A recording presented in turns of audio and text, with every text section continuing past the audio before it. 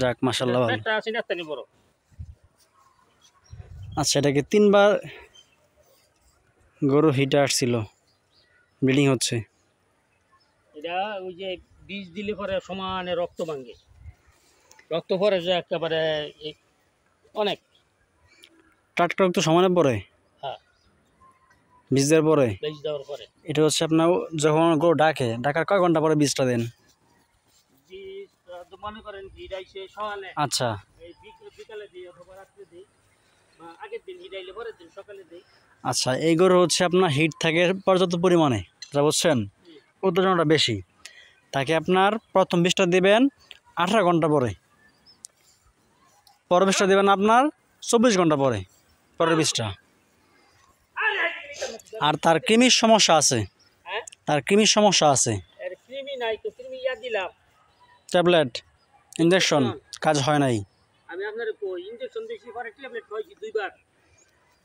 বিষয় হচ্ছে আপনার কাজ হয় নাই, কৃমি রয়ে গেছে। এটাকে আপনি কৃমি ডোজ দিবেন, মুক্ত হয় নাই।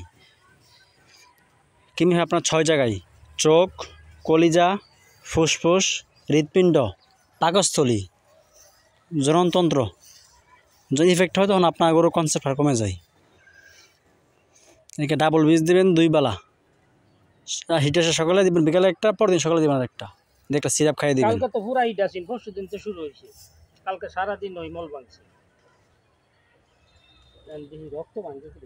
এটা স্বাভাবিক, এটা আপনার বীজ না দিলে, উত্তেজনা থাকলে রক্ত আসবে, এটা স্বাভাবিক বিষয়। না এরকম আর হয়েছিল আজকে হইলা থাকলাম। এটা হয়, এটা হচ্ছে আপনার অনেক ক্ষেত্রে ব্লিডিং হয়। সায়াদ বাদেন।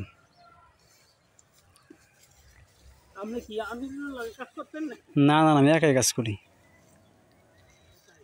হ্যাঁ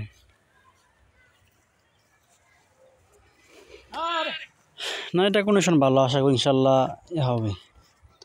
তো গরুটা আপনার বাচ্চা দেওয়ার পরে তার কি কোনো জ্বরেতে ম্যালেরিয়া আসছিল? ম্যালেরিয়া না, ভাই আপনার নাম্বারটা আমার দেওয়া যায়, আবার হিটাইলে নেওয়া পরে